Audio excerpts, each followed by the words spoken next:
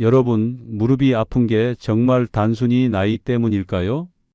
계단 내려가는 게 무섭고 아침마다 몸이 돌처럼 굳고 손발은 차갑고 저려서 밤잠까지 설치는데도 그저 늙어서 그런 거라고 넘기고 계시진 않으십니까? 그런데 만약 제가 오늘 그 통증과 뻣뻣함 뒤에 숨어 있는 더 큰 문제를 말씀드린다면 어떠시겠습니까? 더 놀라운 건 많은 분들이 매일 부엌에서 스쳐 지나가는 아주 흔한 재료, 이것 하나가 그 불편을 줄이는데 보탬이 될 수 있다는 사실입니다. 오늘 이 이야기를 끝까지 들으시면 왜 무릎 통증을 절대 가볍게 보면 안 되는지, 그리고 왜 어떤 분들은 생강을 다시 주목하기 시작했는지 분명히 이해하게 되실 겁니다. 영상 시작하기 전에 부탁드리겠습니다. 부모님 건강이 걱정되시거나 본인 무릎 때문에 요즘 부쩍 겁이 많아지셨다면 지금 구독과 좋아요 꼭 눌러 주십시오. 병원에서는 짧아서 다 듣기 어려웠던 이야기들, 생활 속에서 실천할 수 있는 건강관리법을 더 쉽고 차분하게 전해드리겠습니다. 오늘 내용은 특히 끝까지 들으셔야 합니다. 앞부분에서는 왜 이런 증상이 생기는지 원인을 쉽게 풀어드리고, 중간에서는 생강이 왜 관절과 염증 이야기에서 자주 등장하는지 과학적인 배경을 설명드리며, 마지막에는 실제로 어떻게 먹고 어떻게 조심해야 하는지까지 현실적으로 정리해 드릴 겁니다. 아침에 침대에서 일어날 때 무릎이 굳어 한참을 주무르셔야 하는 분, 버스 계단이나 아파트 계단 앞에서 괜히 가슴이 철렁하는 분, 손끝 발끝이 늘 싸늘하고 찌릿해서 이불 속에서도 편하지 않은 분, 조금만 걸어도 몸 전체가 천근만근처럼 무거워지는 분, 만약 이 가운데 하나라도 내 이야기 같다면 오늘 영상은 그냥 건강 상식 하나 듣고 지나가는 시간이 아닙니다. 어쩌면 지금 내 몸이 보내고 있는 구조 신호를 처음으로 제대로 이해하게 되는 시간이 될지도 모릅니다. 무섭게 들리실지 모르지만 사실입니다. 무릎 통증은 단순히 걷기 불편한 문제에서 끝나지 않을 수 있습니다. 아프니까 안 움직이게 되고, 안 움직이니까 근육이 빠지고, 근육이 빠지니까 균형이 무너지고, 균형이 무너지면 작은 문턱에도 크게 넘어질 수 있습니다. 그리고 그 한 번의 낙상이 노년의 삶 전체를 바꾸는 경우도 적지 않습니다. 많은 분들이 통증 자체보다 그 다음에 찾아오는 고립과 두려움, 자신감 저하 때문에 더 힘들어 하십니다. 산책을 포기하고 시장 가는 걸 미루고 친구 만나는 일도 점점 줄어들게 되지요. 그래서 오늘은 시작부터 분명하게 말씀드리겠습니다. 무릎이 아프고 손발이 차고 아침마다 온몸이 굳는다면 그냥 세월 탓이라고만 넘기지 마십시오. 그건 몸이 보내는 작은 불평이 아니라 생활을 바꾸지 않으면 점점 더 커질 수 있는 경고일 수 있습니다. 그리고 오늘 제가 말씀드릴 핵심은 단 하나입니다. 몸속 염증과 순환 저하, 움직임 감소가 겹치면 통증은 점점 삶 전체를 좁혀 놓는다는 것, 반대로 생활 속 작은 관리가 쌓이면 그 흐름을 늦추고 되돌리는 데 도움이 될 수 있다는 것입니다. 지난달 저를 찾아오신 70대 초반의 한 어르신이 계셨습니다. 여기서는 김정숙 어르신이라고 부르겠습니다. 이분은 오랜 세월 무릎 통증으로 고생하셨습니다. 아침에 눈을 뜨면 무릎이 마치 녹슨 경첩처럼 굳어 있어서 바로 일어나 걷지 못하셨고, 계단은 오르는 것보다 내려가는 일이 훨씬 더 두려웠다고 하셨습니다. 손가락 마디도 뻣뻣하고 손발은 늘 차갑고 저렸으며, 자고 일어나도 피곤이 풀리지 않아 하루를 시작하는 것 자체가 버거우셨습니다. 겉으로 보면 그냥 나이 들어 겪는 흔한 불편처럼 보일 수 있습니다. 하지만 그 안을 들여다보면 이야기는 전혀 달라집니다. 김정숙 어르신이 가장 힘들어 하셨던 건 사실 통증 그 자체만은 아니었습니다.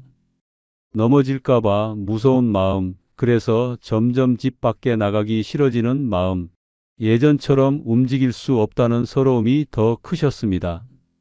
손주가 같이 나가자고 해도 망설이게 되고 친구들과 약속이 있어도 오래 걷는 게 부담스러워 핑계를 대게 되고 그렇게 하루하루 움츠러들다 보니 어느 순간 삶의 반경이 집 안으로만 줄어들고 있었다고 하셨습니다.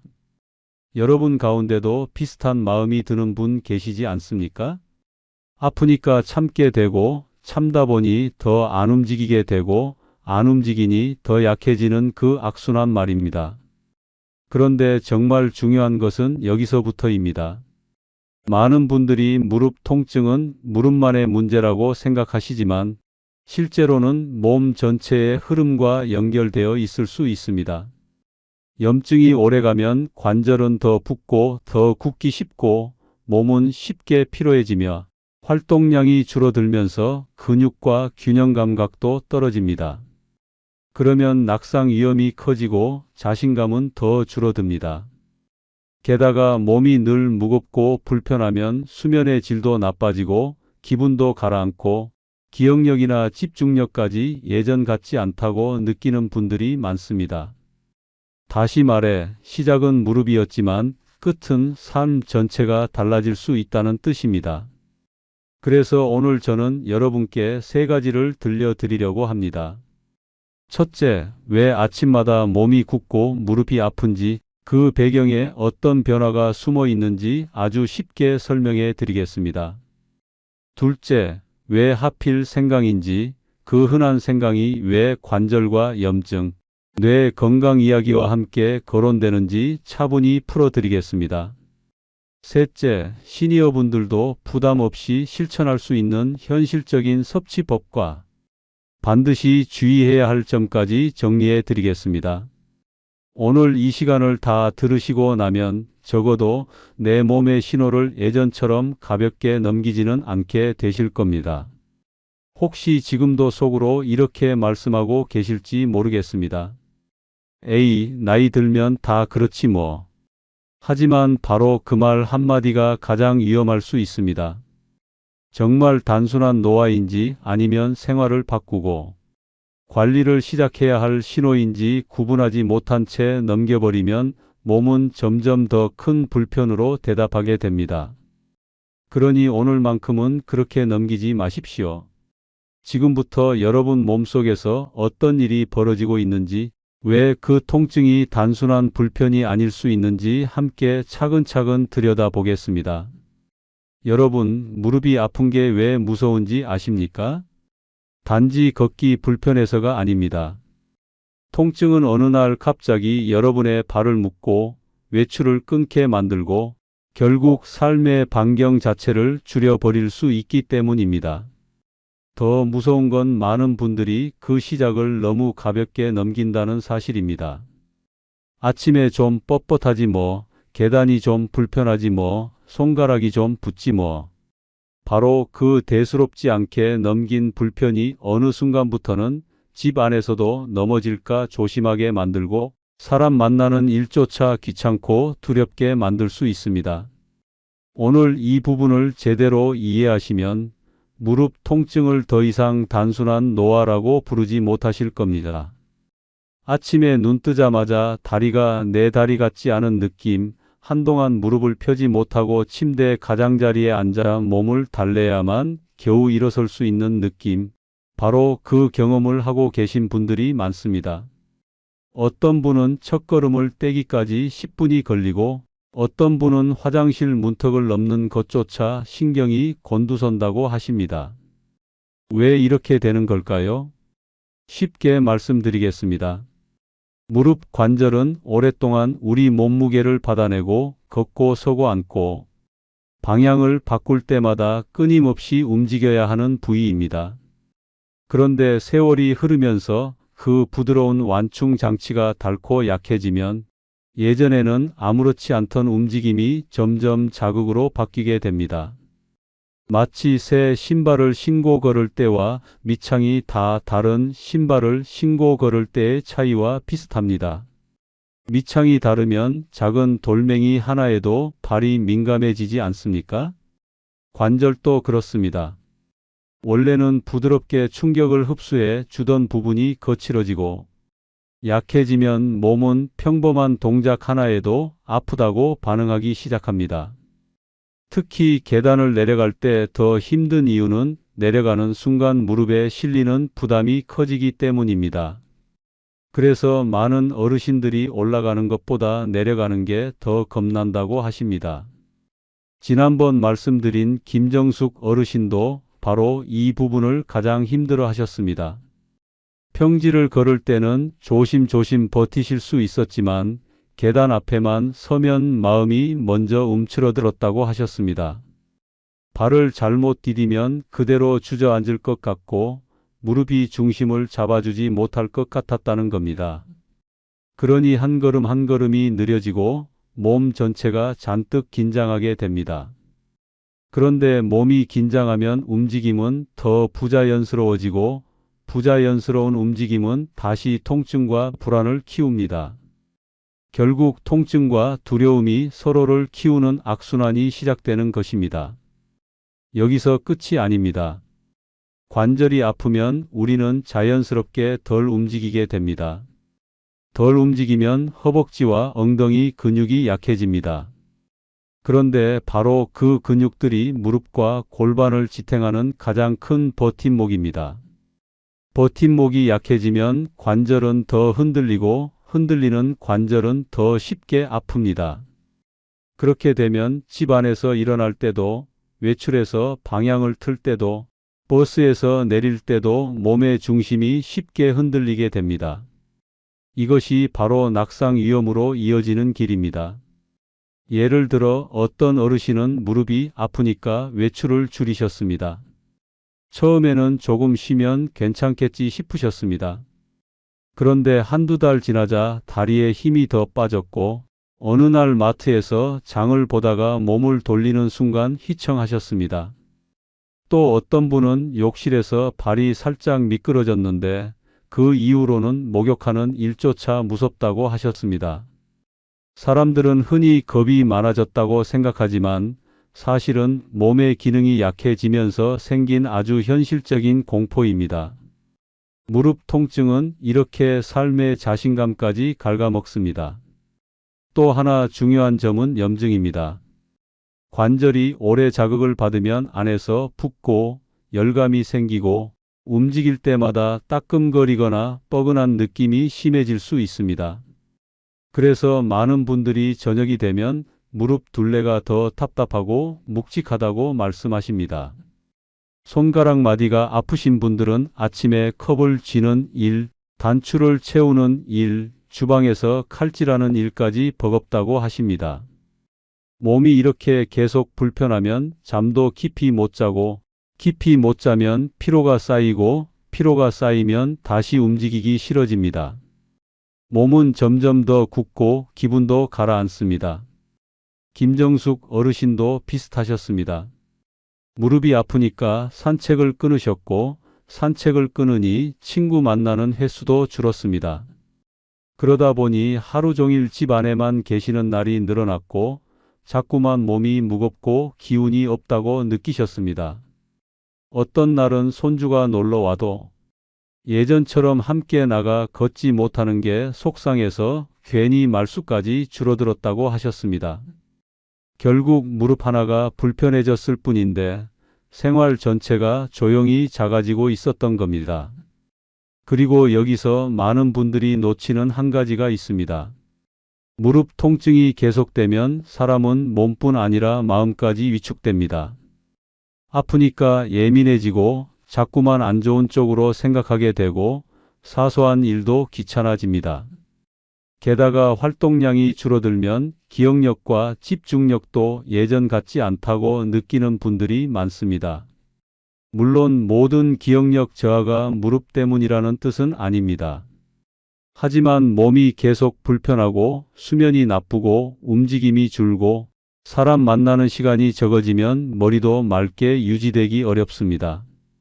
몸과 뇌는 따로 놀지 않기 때문입니다. 물론 여기서 반드시 짚고 넘어가야 할 점이 있습니다. 무릎 통증이 있다고 모두 같은 질환은 아닙니다. 손발이 차고 저리다고 해서 모두 관절 문제인 것도 아닙니다. 당뇨, 신경 문제, 혈액순환 문제, 갑상선 질환, 류마티스성 질환처럼 확인해야 할 원인이 있을 수 있습니다. 그러니 증상이 오래 가거나 붓기와 열감이 심하거나 양쪽 관절이 함께 아프고 갑자기 체중이 빠지거나 열이 나는 경우에는 꼭 진료를 받아야 합니다. 오늘 말씀드리는 내용은 병원을 대신하려는 것이 아니라 여러분이 몸의 신호를 더 이상 무시하지 않도록 도와드리기 위한 것입니다. 그러면 이제 이런 질문이 떠오르실 겁니다. 그렇다면 도대체 어떻게 해야 이 악순환을 끊을 수 있을까? 약만으로 충분한 걸까? 운동만 하면 될까? 아니면 생활 속에서 조금 더 쉬운 방법이 있을까? 바로 그 지점에서 오늘 이야기의 중심에 있는 재료가 등장합니다. 너무 흔해서 오히려 지나치기 쉬운 재료, 바로 생강입니다. 다음 이야기에서는 왜 이 흔한 생강이 관절, 염증, 통증, 뇌 건강 이야기와 함께 자꾸 언급되는지 과장 없이 그러나 분명하게 설명해 드리겠습니다. 아마 듣고 나시면 그동안 생강을 너무 단순하게만 알고 계셨다는 생각이 드실지도 모릅니다. 여러분, 만약 매일 먹는 그 흔한 생강이 단순히 몸을 덮여주는 정도가 아니라 몸속 염증 반응과 통증 신호를 다루는 데까지 이야기되고 있다면 어떠시겠습니까? 감기 걸렸을 때만 찾던 생강이 왜 요즘은 관절과 뇌 건강 이야기까지 함께 불리는지 궁금하지 않으십니까? 더 놀라운 건 생으로 먹을 때와 말리거나 달여 먹을 때 이야기가 달라진다는 점입니다. 오늘 이 부분을 이해하시면 생강을 더 이상 그저 맵고 따뜻한 뿌리채소로만 보지 않게 되실 겁니다. 생강을 씹었을 때 입안에 퍼지는 알싸한 자극, 다들 아시지요? 바로 그 느낌을 만들어 내는 성분들이 생강의 특징입니다. 그런데 이 생강은 상태에 따라 또 어떻게 다루느냐에 따라 성분의 성격이 조금씩 달라질 수 있다고 알려져 있습니다. 그래서 많은 분들이 생생강보다 말린 생강이나 달인 생강을 더 이야기합니다. 어렵게 들릴 필요 없습니다. 음식도 조리법에 따라 성질이 달라지듯 생강 역시 어떻게 먹느냐에 따라 몸이 받아들이는 느낌과 활용 방식이 달라질 수 있다는 뜻입니다. 쉽게 비유해 보겠습니다. 같은 무라도 생으로 먹는 무와 푹 끓인 무는 전혀 다른 느낌이지 않습니까? 생으로 먹으면 아삭하고 강한 맛이 있지만 오래 끓이면 부드럽고 깊은 맛으로 바뀝니다. 생강도 비슷합니다. 생으로 먹을 때는 자극이 강하게 느껴질 수 있고 말리거나 끓이면 보다 다른 방향의 특성이 강조될 수 있습니다. 그래서 위가 약한 분들은 생생강보다 따뜻하게 우린 생강차가 더 편하다고 느끼시는 경우가 많습니다. 그렇다면 왜 생강이 관절과 통증 이야기에서 자꾸 등장할까요? 여러 연구에서는 생강 속 성분들이 몸속 염증, 반응과 통증에 관련된 경로에 어떤 영향을 줄 수 있는지를 오래 살펴봐 왔습니다. 아주 쉽게 말씀드리면 몸이 필요 이상으로 과하게 달아오르지 않도록 도와주는 방향으로 주목받아 온 것입니다. 그래서 근육통, 관절의 불편감, 몸의 뻣뻣함과 관련해 생강을 생활 속 보조수단으로 활용하는 이야기가 나오는 것입니다. 이 부분은 꼭 균형 있게 이해하셔야 합니다. 생강 하나가 약처럼 통증을 없애준다고 단정할 수는 없습니다. 그렇지만 몸속 염증 부담을 줄이는 생활 습관의 한 조각으로는 충분히 의미가 있을 수 있습니다. 특히 매일 반복해서 실천할 수 있고 부담이 크지 않으며 식탁 안으로 자연스럽게 들어올 수 있다는 점에서 장점이 있습니다. 비싼 건강식품이 아니라 익숙한 식재료라는 점이 오히려 강점인 셈입니다. 예를 들어 운동을 하거나 많이 걸은 다음 날 몸이 더 욱신거리는 분들이 있습니다. 이럴 때 어떤 분들은 그냥 참고 넘어가고 어떤 분들은 파스만 붙이고 끝냅니다. 그런데 생활 속에서 따뜻한 생강차를 마시고 몸을 충분히 쉬게 하면서 전반적인 관리에 신경을 쓰는 분들은 몸의 회복감을 다르게 느끼기도 합니다. 물론 개인차는 큽니다. 그러나 중요한 건 생강이 통증을 대하는 태도 자체를 바꾸는 계기가 될 수 있다는 점입니다. 즉, 아픈데 참고 버티는 것이 아니라 몸 안의 환경을 조금이라도 덜 거칠게 만들어주는 쪽으로 생활을 옮겨가는 것입니다. 또 생강은 차갑고 굳은 몸을 달래는 용도로 오래 사용되어 왔기 때문에 손발이 냉하고 아침마다 몸이 무거운 분들에게 특히 익숙한 재료입니다. 어떤 분은 생강차를 마시면 속이 편해지고 몸이 풀리는 느낌이 든다고 하시고 어떤 분은 겨울철 새벽에 덜 움츠러든다고 말씀하십니다. 이것이 모두 같은 방식으로 설명되지는 않더라도 적어도 몸이 차고 굳는 느낌을 자주 겪는 시니어 분들에게 생강이 생활 속에서 활용되기 쉬운 이유는 분명합니다. 그리고 많은 분들이 가장 민감하게 들으시는 대목이 바로 뇌 건강입니다. 나이가 들수록 누구나 기억력에 대한 걱정을 하게 됩니다. 방금 들은 이야기가 잘 떠오르지 않거나 약 먹는 시간을 자꾸 놓치거나 물건을 어디에 두었는지 생각이 안 날 때면 마음이 철렁합니다. 생강과 관련해서도 일부 연구에서는 산화 스트레스와 염증, 신경세포 보호와 연관된 가능성을 다루고 있습니다. 여기서도 다시 분명히 말씀드립니다. 생강을 먹는다고 치매를 예방한다. 이런 식으로 단정하면 안 됩니다.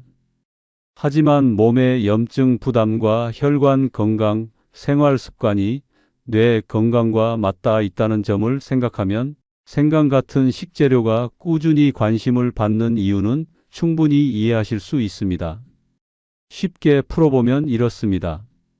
뇌는 아주 예민한 기관이라 몸 상태가 나빠지면 그대로 영향을 받습니다. 잠이 부족하고 움직이지 않고 기분이 가라앉고 몸속 환경이 거칠어지면 머리도 맑게 돌아가기 어렵습니다. 그러니 몸 전체를 덜 힘들게 만드는 식습관과 생활 습관은 결국 뇌를 위한 환경을 정리하는 일이기도 합니다. 생강은 바로 그런 의미에서 하나의 작은 도구가 될 수 있는 것입니다. 이정호 어르신이라는 분의 이야기를 하나 들어보겠습니다. 이분은 무릎 통증도 있었지만 특히 겨울철만 되면 손끝이 너무 차고 어깨까지 잔뜩 굳는다고 하셨습니다. 처음에는 생강차를 별 기대 없이 드셨습니다. 그런데 몇 주 지나면서 아침에 몸을 깨우는 시간이 조금 덜 고통스럽고 속도 더부룩하지 않다고 하셨습니다. 물론 이 변화는 생각만으로 생긴 것이 아니었습니다. 식사 시간도 바로잡고 저녁 늦게 야식을 줄이고 실내에서라도 자주 일어나 움직이는 습관을 함께 들였기 때문입니다. 바로 여기에 답이 있습니다. 생강은 혼자서 기적을 만드는 재료가 아니라 바른 생활의 리듬 안으로 들어왔을 때 힘을 보태는 재료라는 점입니다. 그렇다면 이제 가장 현실적인 질문이 남습니다. 생강이 좋다고 해도 도대체 어떻게 먹어야 부담이 덜하고 시니어분들이 매일 실천하기 쉬울까요? 생으로 먹어야 할까요? 말려야 할까요? 차로 마셔야 할까요? 음식에 넣어야 할까요?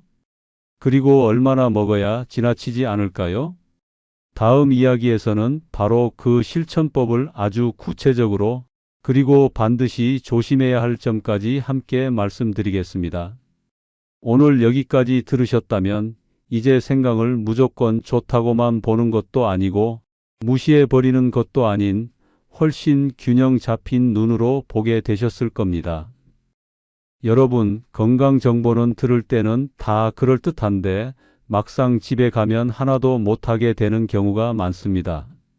그래서 오늘은 이야기만 그럴듯한 방법이 아니라 정말 시니어분들이 집에서 바로 시작할 수 있는 방식만 말씀드리겠습니다. 복잡하면 오래 못 갑니다. 번거로우면 며칠 하다 포기하게 됩니다. 중요한 건 세게 하는 것이 아니라 오래 가는 것입니다. 생강도 마찬가지입니다. 많이 먹는 사람이 이기는 게 아니라 내 몸에 맞게 무리 없이 계속하는 사람이 결국 변화를 느끼게 됩니다. 가장 먼저 권해드리고 싶은 것은 아침에 따뜻한 생강차입니다. 이유는 간단합니다.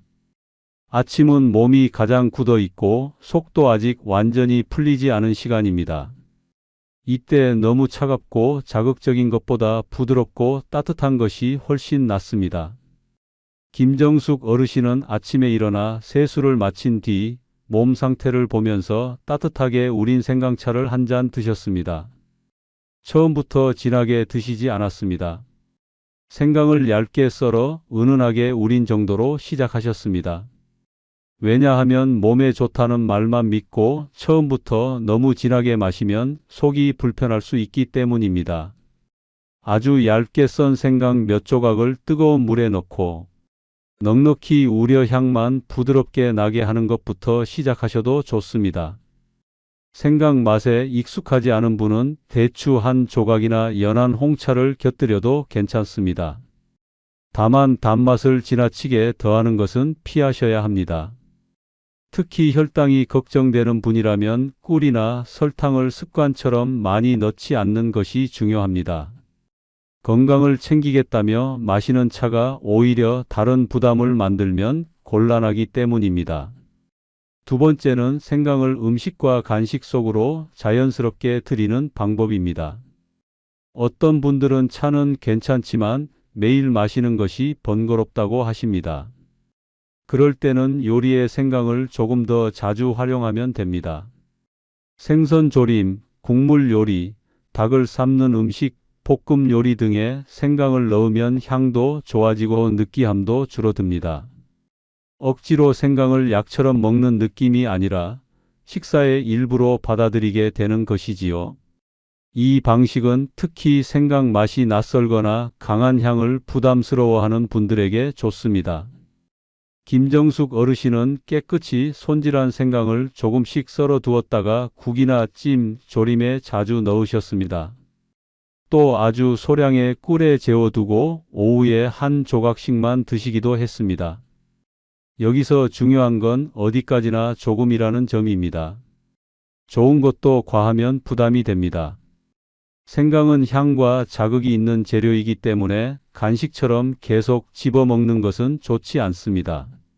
입이 심심할 때 한두 조각 정도로 끝내는 절제가 필요합니다. 세 번째는 몸을 따뜻하게 풀어주는 보조 방법입니다. 무릎이 굽고 묵직할 때 따뜻한 찜질 자체가 편안함을 주는 경우가 많습니다. 어떤 분들은 생강을 활용한 찜질법을 이야기하시지만 이 부분은 매우 조심해야 합니다. 피부가 민감한 분들은 자극이 생길 수 있고 잘못하면 붉어지거나 따가울 수 있습니다. 그래서 저는 시니어 분들께는 생강을 굳이 직접 피부에 강하게 닿게 하기보다는 안전한 온찜질 중심으로 접근하시길 더 권하고 싶습니다. 따뜻한 찜질팩을 무릎에 올리고 쉬는 것만으로도 충분히 도움을 느끼는 분들이 많기 때문입니다. 김정숙 어르신도 저녁에 텔레비전을 보실 때 무릎이 유난히 굳는 날이면 따뜻한 찜질팩을 사용하셨습니다. 생강은 주로 차와 음식 쪽에서 활용하시고 몸을 직접 다루는 부분은 안전을 우선하셨습니다. 이 방식의 장점은 무리하지 않는다는 것입니다. 건강관리는 무엇보다 안전해야 오래갑니다. 잠깐 강하게 했다가 피부가 뒤집히거나 속이 쓰려서 포기하는 것보다 약하게 해도 몸이 편하고 계속할 수 있는 편이 훨씬 낫습니다. 이제 꼭 기억하셔야 할 주의사항을 말씀드리겠습니다. 위가 약하신 분, 속쓰림이 잦은 분, 공복에 자극적인 것을 드시면 불편한 분은 생강을 아주 조심해서 시작하셔야 합니다. 가능하면 식후에 아주 묽은 농도로 드셔보시고 몸 반응을 살피는 것이 좋습니다. 또 열이 높거나 몸에 화끈거림이 심한 상태에서는 무조건 몸을 덮이는 쪽으로만 접근하지 마시고 상태를 먼저 살피셔야 합니다. 무엇보다 여러 약을 드시는 분, 특히 혈액을 묽게 하는 약이나 만성질환 약을 복용 중이신 분은 담당 의료진과 상의하시는 편이 안전합니다. 그리고 다시 한번 강조드립니다. 생강이 좋다고 해서 지금 드시는 약을 임의로 끊으시면 안 됩니다. 혈압약, 당뇨약, 관절염약, 신경통약, 이런 약들은 의사의 판단에 따라 드시는 것입니다. 생강은 그 치료를 돕는 생활 속 보조일 뿐 절대로 대체제가 아닙니다. 가끔 어떤 분들은 몸에 좋다더라 하는 말만 듣고 약을 줄이거나 끊어버리시는데 그것은 건강을 지키는 것이 아니라 오히려 위험을 키우는 일입니다. 또 하나 중요한 건 섭취량보다 지속성입니다. 오늘 마음먹고 진한 생강차를 마시고 내일은 쉬고 모레는 잊어버리고 그러다 속이 쓰려서 중단하면 별 의미가 없습니다. 차라리 약하게, 부드럽게 아침 한 잔으로 시작해서 생활 속에 스며들게 해야 합니다. 몸은 갑작스러운 자극보다 오래 지속되는 작은 변화에 더 잘 반응합니다. 김정숙 어르신이 느꼈던 변화도 바로 거기에서 시작됐습니다. 특별한 비법이 있었던 것이 아닙니다. 아침에 작은 차 한 잔, 식탁의 작은 변화, 무릎을 덜 차갑게 두는 습관, 그리고 하루하루 포기하지 않는 태도가 쌓였던 것입니다. 여기에 더해 꼭 말씀드리고 싶은 것이 있습니다. 생각만 챙기고 움직이지 않으면 반쪽짜리 관리가 됩니다. 무릎이 아프더라도 가능한 범위 안에서 허벅지와 엉덩이 근육을 살리는 움직임이 필요합니다. 오랫동안 같은 자세로 앉아 있지 말고 집 안에서도 자주 일어나 다리를 펴 주셔야 합니다. 미끄러운 슬리퍼, 턱이 높은 매트, 밤의 어두운 폭도처럼 넘어지기 쉬운 환경도 정리해야 합니다. 생강은 보조 수단이고 몸의 기본을 세우는 건 결국 생활 전체입니다. 이 점을 잊지 않으셔야 합니다. 이제 마지막 이야기에서는 이렇게 작은 습관을 이어간 뒤 김정숙 어르신이 실제로 어떤 변화를 느끼셨는지 들려드리겠습니다. 중요한 건 기적 같은 이야기가 아닙니다.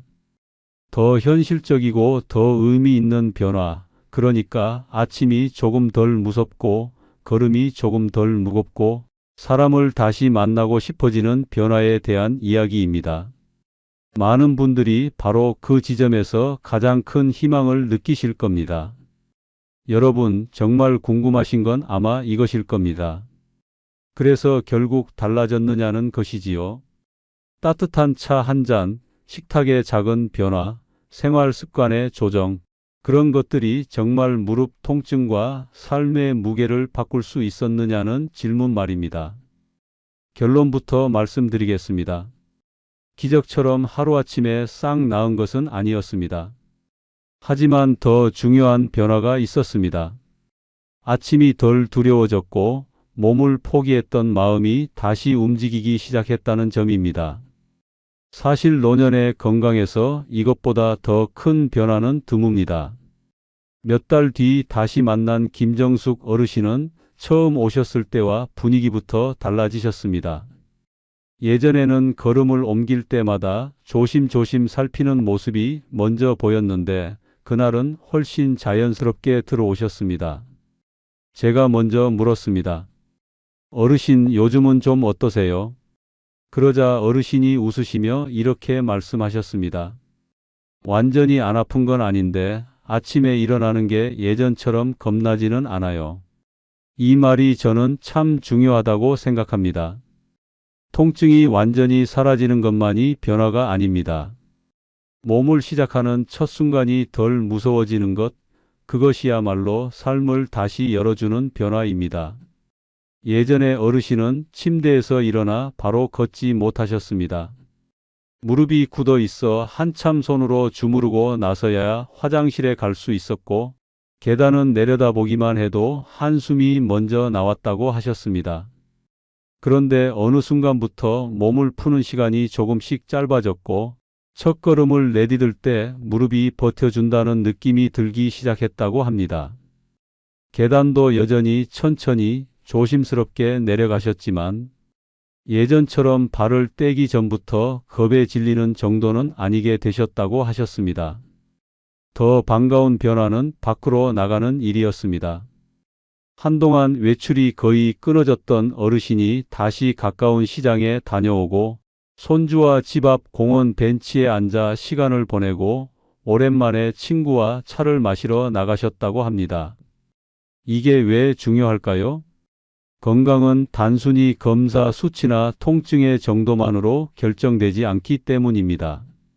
다시 사람을 만나고 다시 나가고 싶어지고 다시 내 생활을 내가 움직일 수 있다고 느끼는 것, 그것이야말로 몸이 회복되고 있다는 가장 현실적인 신호이기 때문입니다. 물론 이 변화를 생각 하나만의 공으로 돌릴 수는 없습니다. 김정숙 어르신도 그 점을 잘 알고 계셨습니다. 병원 진료는 꾸준히 받으셨고, 약은 지시에 따라 드셨고, 집 안에서는 자주 일어나 몸을 풀려고 애쓰셨습니다. 욕실 바닥과 슬리퍼를 정리해 넘어질 위험도 줄이셨습니다. 생강은 그 변화들 사이에서 매일 반복되는 생활의 신호가 되어 주었습니다. 아침에 생강차 한 잔은 오늘도 내 몸을 포기하지 않겠다는 시작이었고, 식탁에 조금 더 신경 쓰는 일은 내 몸을 다시 귀하게 대하는 습관이 되었습니다. 어르신은 이런 말씀도 하셨습니다. 전에는 아프면 그냥 가만히 누워 있었는데 요즘은 몸을 조금이라도 풀어보게 된다고요. 이 말 속에 답이 있습니다. 통증이 오래가면 사람은 몸보다 먼저 마음을 포기합니다. 어차피 아플 텐데, 뭘 해도 소용없을 텐데, 그렇게 생각하며 하루를 넘기게 됩니다. 그런데 작은 변화라도 느끼기 시작하면 다시 시도하게 됩니다. 그 시도가 쌓이면 생활이 달라지고, 생활이 달라지면 몸도 조금씩 다른 대답을 하기 시작합니다. 그래서 저는 오늘 여러분께 과한 약속을 드리고 싶지 않습니다. 생각만 먹으면 무릎이 젊어진다, 치매가 사라진다, 이런 말은 책임 있는 이야기가 아닙니다. 대신 이렇게는 분명히 말씀드릴 수 있습니다. 무릎이 아프고 손발이 차고 아침마다 몸이 굳는다면 그것을 단순한 노화라고만 넘기지 말아야 합니다. 그리고 생활 속에서 몸의 부담을 덜고 염증 환경을 완화하는 방향으로 작은 실천을 시작할 수 있습니다. 생강은 그 실천의 출발점 가운데 하나가 될 수 있습니다. 오늘 이야기를 한번 정리해 보겠습니다. 첫째, 아침의 뻣뻣함과 무릎 통증, 손발 냉감과 만성 피로는 몸이 보내는 중요한 신호일 수 있습니다.